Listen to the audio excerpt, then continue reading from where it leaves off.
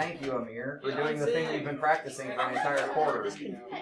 So, I will run to the office here in a few minutes and check if our copies are back yet.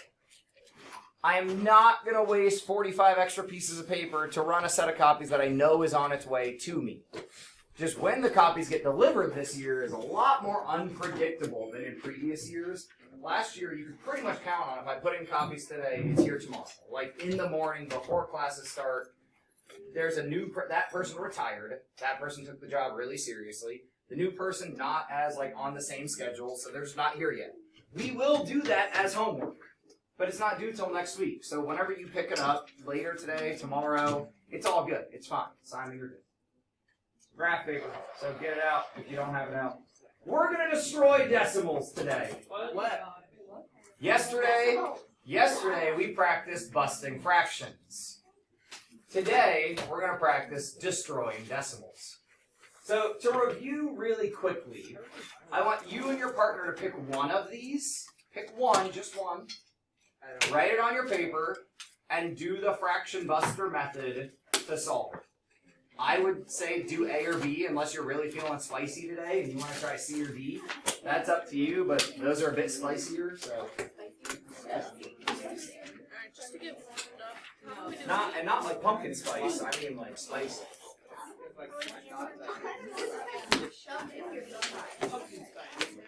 Step one, pick one, write it down. Right? Step one, pick one, write it down. Where do you see the common denominator that would exist throughout the whole thing? So between 7 and 3 is the common denominator.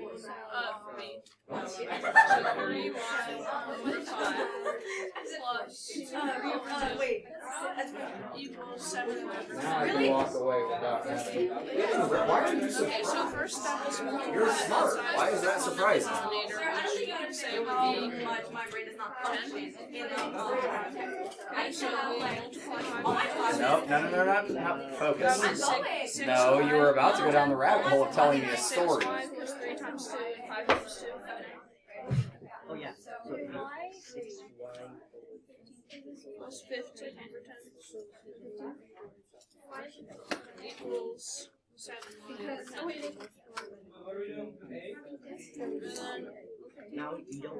I don't think you even need the fraction denominator. Whoa! Will's up here saying bad words. So if you multiply which word? 10, Oh. Lower number. then it's going to be 6y. We might have done something. I think we're supposed to do Gross. 5. You guys don't see the bugs? 6. Oh, yeah, there is 11 plus 6. It's fake. It's fake. It's from the Halloween decoration. Oh wait, no, we don't have to 6. Sorry, we do It's not fake. Oh yeah.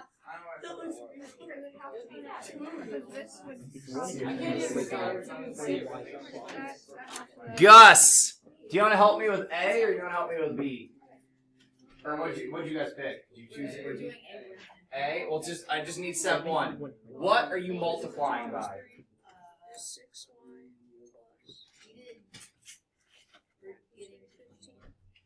We're getting to 21. Yeah, so they're going ahead and breaking this down to like what actually happens. So we're multiplying by 21 on both sides. So like 21 over 1 really. Well, what Mick went ahead and said was really, we're doing 21 divided by 7, so this gets multiplied by 3.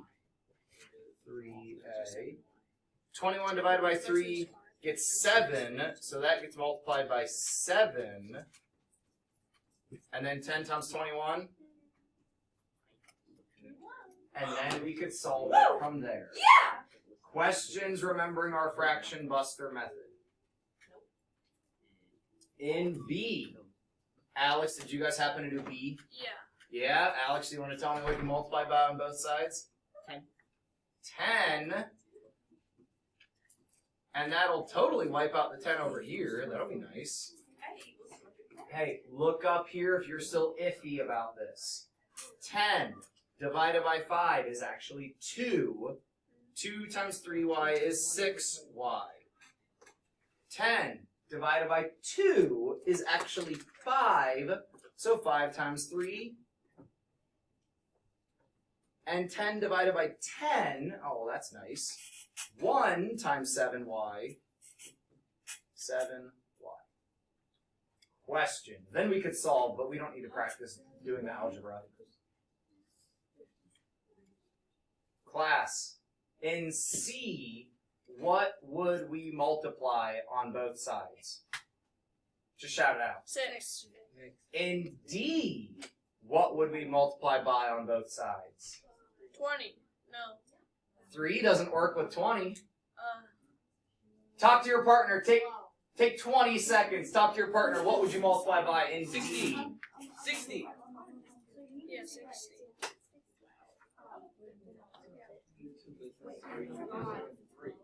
I was just saying D just for fun.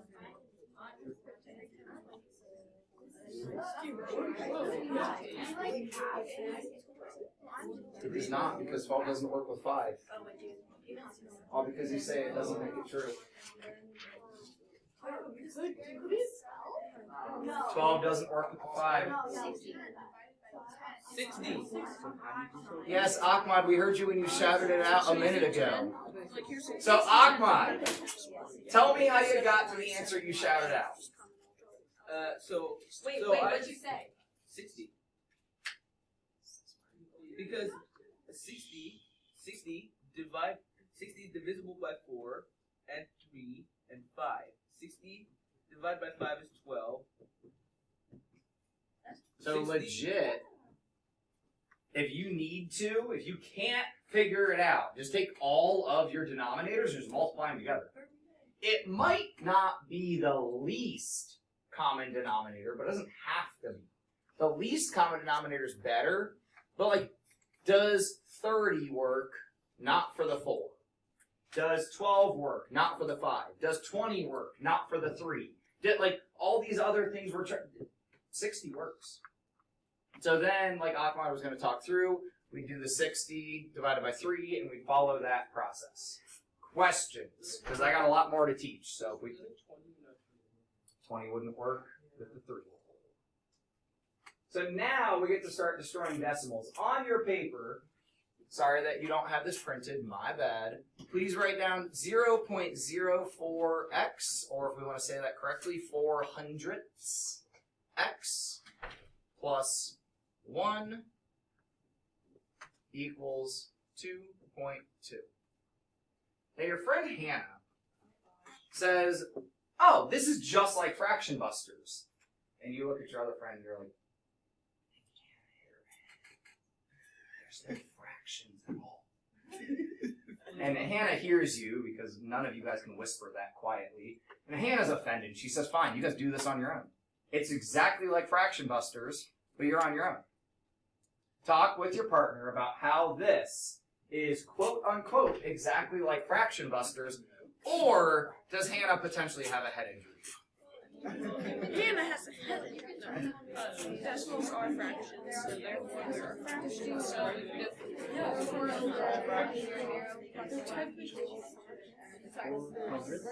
plus 1 equals 2/5, so that would equal 12 over 5, right?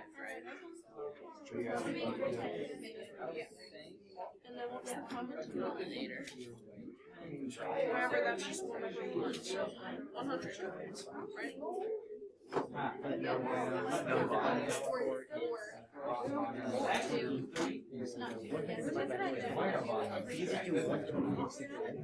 Vamos. What do you guys think? Yeah, I'm just gonna do 100. I just find that easy. You are not doing yourself. You don't know why we do this giant gap. It's not going to be enough room.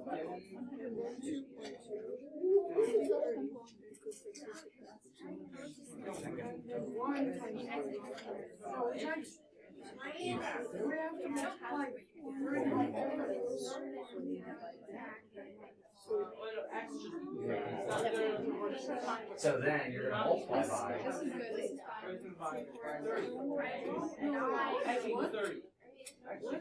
I think you got it. I think you're just like trying to get over that. Claire, did you guys get this figured out? What do you think? Does Hannah have a head injury? Yeah. Well, But does she also know what she's doing?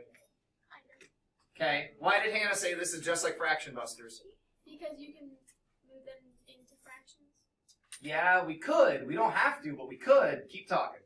Well, can I say what they are as fractions? Yeah, sure. Yeah. Okay. 4x over 100 plus 1 over 1 and then equals 22 over 10. Oh, so we'd have a denominator of 10 because tenths. Denominator of 100 because hundredths. Okay, but I'm lazy. I'm efficient, so I don't want to write that down. Instead, I could skip that step of writing those down and jump to the multiplication. What could we multiply by? 100. 100. Because that would essentially be like our common denominator. If you did not show this work on your paper already, you probably should. 100 times 4 hundredths. That just gets me 4x. What 100 times the 1? 100. Still easy, like still not that bad to work with. Sorry, I almost said the bad word. 2.2 times 100? Move that decimal. Right, guys, remember multiplying by powers of 10 just moves the decimal. So we move it once, then we move it twice, and we get 220. Does this feel easier to solve than the decimals? Yeah, it does. Anyone confused with why we multiplied by 100? Because our furthest decimal place, did not mean to underline that twice, our furthest decimal place was the hundredths. Gotta have it. Alright, let's try this then. Obviously we could have solved that. Ooh, I got a little video to show you guys too. I meant to, oh, Maddie's going to be really mad if I show it while she's gone. Let's practice this once, and then we will get back to the... No, wait, I totally had...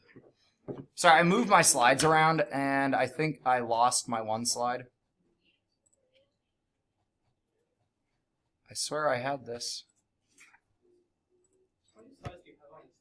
Over 100.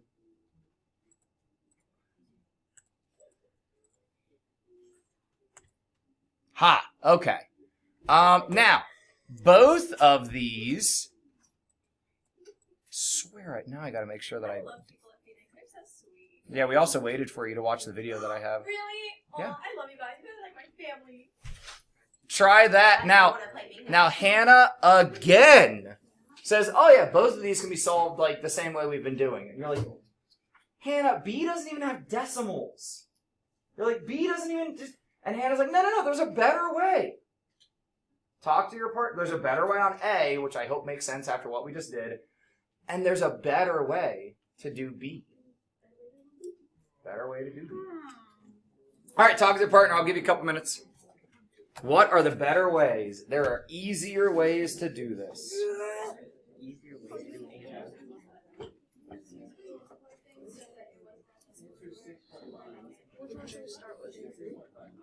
I'd start with A, since it's just like what we just did.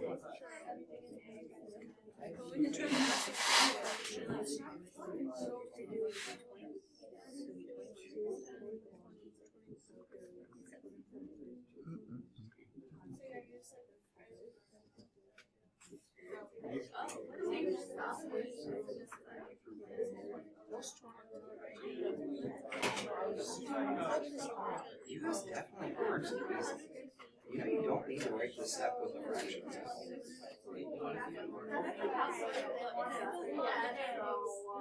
You just don't need to. You can. It's all good. What's her name?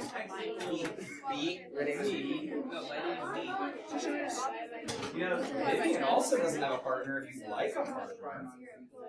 Actually, I have a partner. Speaking of, Vivian, we're like you guys can keep on, but what could you do to A?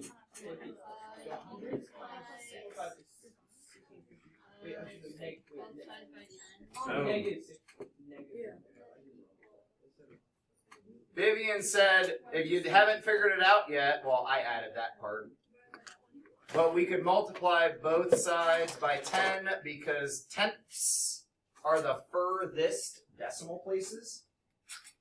So when we do that, our life will get a whole lot easier.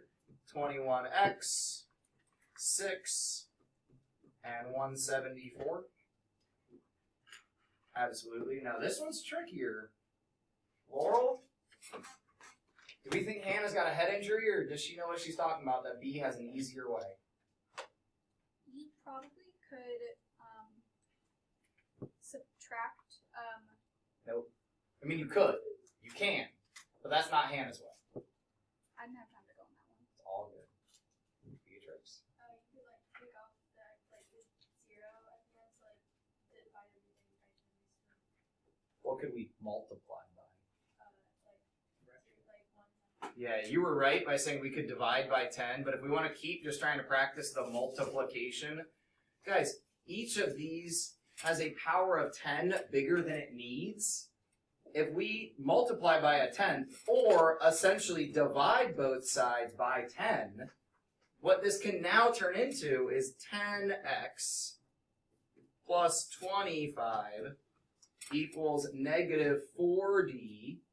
And now I got smaller numbers, easier to deal with. It's the same problem, because I did the same thing to both sides. That's why algebra is awesome. You can do whatever you want, as long as you do it to both sides. Now, some steps are not great. They might complicate things, but you can do anything you want.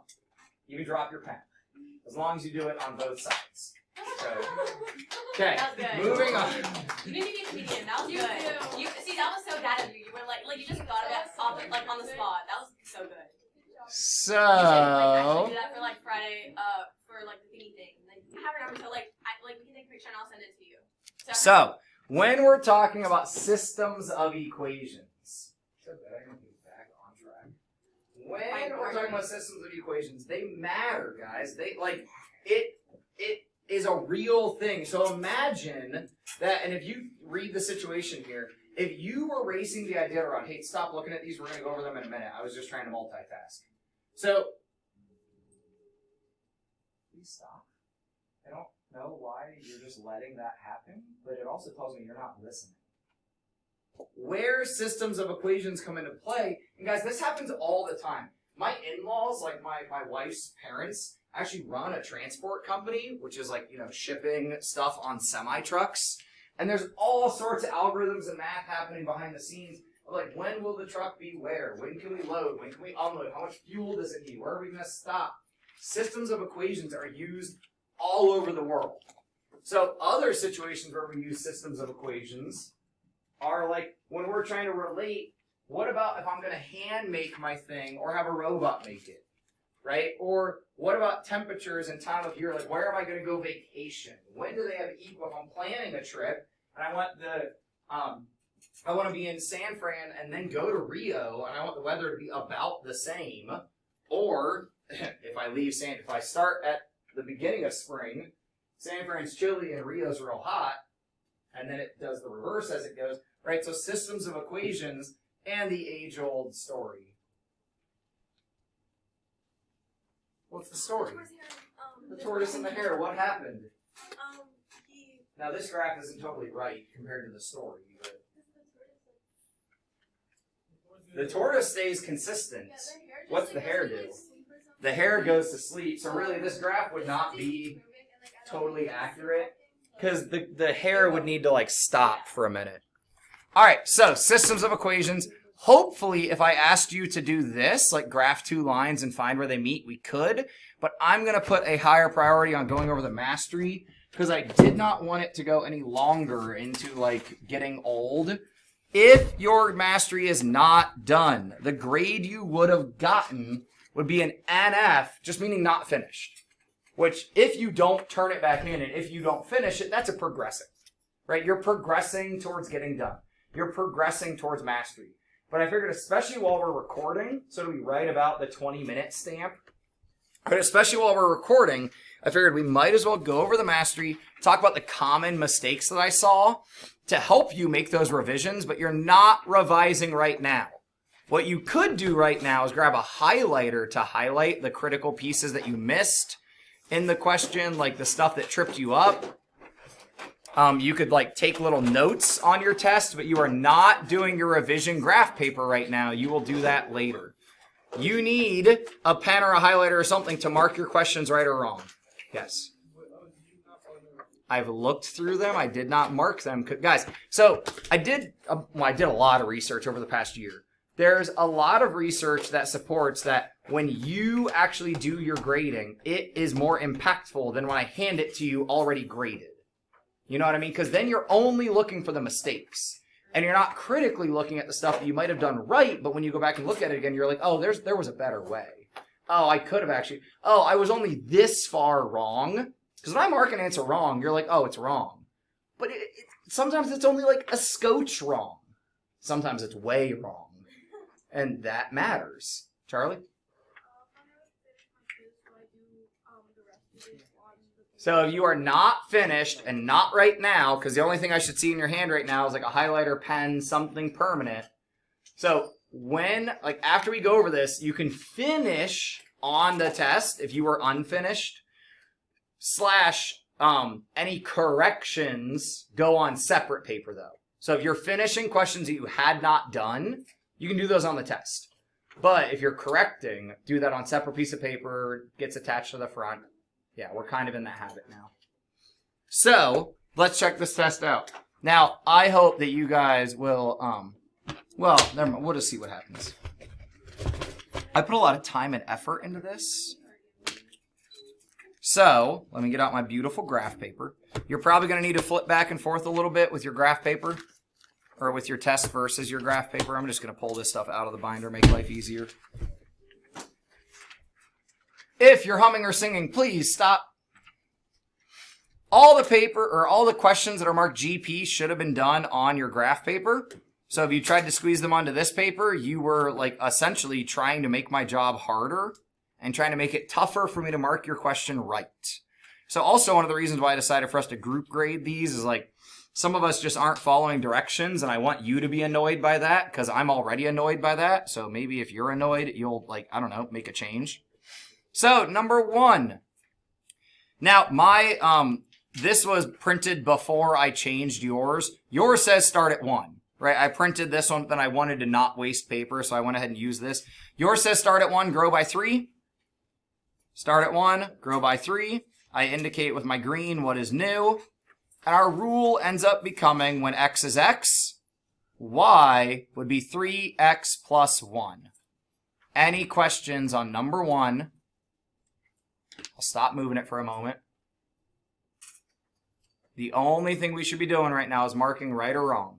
And you could like highlight if you messed up or forgot to start at 1 or forgot to grow by 3. You should have a table. Some of us did not totally read the directions about like make a table, write the equation. So make sure that you have all the pieces for this. Moving on to question 2. Anyone recognize what I did here very intentionally? No, here the growth is 3. We start at 1. Here we start at 3. Growth of 1. Right? Making sure that we actually know where things go in the equation. So please double check. Did your pattern show that you only pick up 1 extra tile every time? This is like a little sunflower growing. Can't you see it? It's a sunflower getting taller, right? But growth by 1, start by 3, 1x plus 3. And I made a little code here, new tile showing growth. Guys, I was literally doing this while sitting in the hospital with my brother-in-law because he is still there recovering. He's okay. He's making progress. But the doctor came and she's like, what you doing there? I'm like, making an answer key. She's like, for what? And she's like looking over my shoulder, chatting with this doctor about slope-intercept form. It's like, so if we start Brett's meds at this level and then we increase or decrease, like literally this sort of stuff is happening with my brother-in-law. They're weaning off of certain things. Like we're at this level and we're going down by this much every day. It's literally slope-intercept. Ren! 2x plus 4 tells us that we start at 4, start at in like quotations, right? Because, you know, that's our 0 figure. Like, you know, y equals 4 when x equals 0. Then the 2x tells us to grow by 2 for each new figure, whatever that means in that situation. Questions 1, 2, 3. All right, 4. It's pretty. Your 4x plus negative 3 should obviously be intersecting at the negative and growing by 4. We should have some kind of slope triangle to show us. Your negative 2x plus 5 intersects at positive 5 and has a negative growth, negative 2. You could draw your growth triangle on either side of your lines.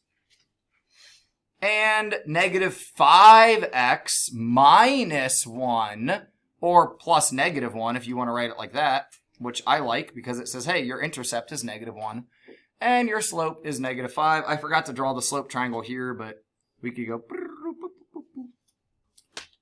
Math has sound effects, guys. Might as well draw it now. Oh, wait. What? What was that like one sound effect that it was like a dot when we plotted points? Boop. Boop. I remember I did it, and y'all all thought I was like crazy. You said, it was like. All right, no questions? Graphing those lines, because this is exactly what we were about to do, to double check slope intercept, but looking at time, I realized we could do this. Number 5. Guys, this is what a lot of us struggled on, and I think you just got yourself psyched out by all the words. So first things first, I would have highlighted it something like this.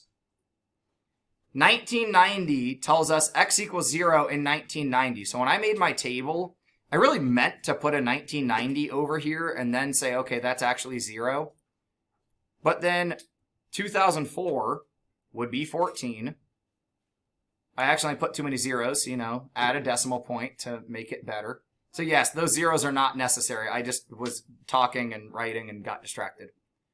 So then our slope, about 64. Y-intercept is for sure 3,100. You're, come here. Yeah, but come here. Crap, where did I put it? I found your dad's calculator again yesterday. But you don't care enough to keep track of this. Quit bringing it to school. You literally left it in the bin. Like at the table that you were working at, in like the whatever color these bins are. Literally left it in there. So approximately 4,386 visitors, because you really don't want a partial person walking around. It makes a mess. What? It's spooky season. You don't want to think about partial people? Halloween Town's still one of my favorite Halloween movies, just by the way. Wait, okay, I have a question. Like the original. 5 seconds. Okay, see, never mind. See, now I'm nervous. Go ahead. 5 seconds is done. Number 6, we're counting toothpicks. And guys, I tell you, figure 1, use 17. Figure 1. So you can come over here and count to make sure that we're talking about toothpicks, not tiles. Toothpicks. So if we're going up by 5, we could also go down, go down. So down by 5, down by 1, telling me that figure 0 would have had 12. Questions on number 6. For what it's worth, Abby is my sister. Shout out to my sister. Sometimes the names in the tests are, you know, Abby. Abby's my sister. All right, number 7. Over on my paper, I kind of filled in the table. But because it asked us to show the pattern, I got real lazy with my pattern and just said, all right, take away 1, take away 1, take away 1. I got lazy with my graph too, and by lazy I mean efficient. If I have a 1-to-1 scale, great. It cuts the paper perfectly. Right? It goes straight down those lattice points. And our rule, -1 plus 10. I felt bad about only doing my table over there, and I wanted all my work to be together, so I did another table. Obviously, I hate doing math, and I hate showing my work. What do rabbits eat on grass? What do rabbits eat from the grass? Lattice. Number 8. Any questions on 7? Why do people think that? Why don't certain people like fractions? Don't know why. Because they're pointless. All right, 8. Because you shouldn't have decimals in fractions. Then they're complex fractions. Number 8. Guys, the scale. The scale. Z-plane, Z-plane. All right, these lattice points can help you find the slope. We went up by 10. We went over by 2. You don't really actually need this. And guys, I debated, should I just delete this? Because once you know your slope is 5, from this -1, -8. Guys, some of us aren't looking, and I don't understand that. From -1, -8, if I follow a slope of 5, it'll take my y up by 5. So therefore, my y-intercept would be -3. Number 9. If I rearrange the table in order, because out-of-order tables suck. I'm just being honest, they do. I don't know why somebody would make an out-of-order table. That's dumb. What? But seriously, a couple people came up and they're like, why? I'm just saying, like, these words. They walked up to me and they're like, why is this table broken? And I said, yeah, I know, fix it. They said, no, but why did you give it to us like this? I said, because that's a skill you need to be able to do, is fix the table. 4x plus 2. In 10, one way we could do that is just plug in the x, plug in the y, see if it comes out to be true. A and C came out to be true. B and D were not. Questions. Remember, you need to be marking right, wrong as you go, right? You need to be marking right. I mean, really, you mainly need to care about what you got wrong, but you also want to give like a nice check mark, a nice smiley face, something like that. Bless you. 11. This was fun. Some of you, I think, thought too hard trying to like make it linear.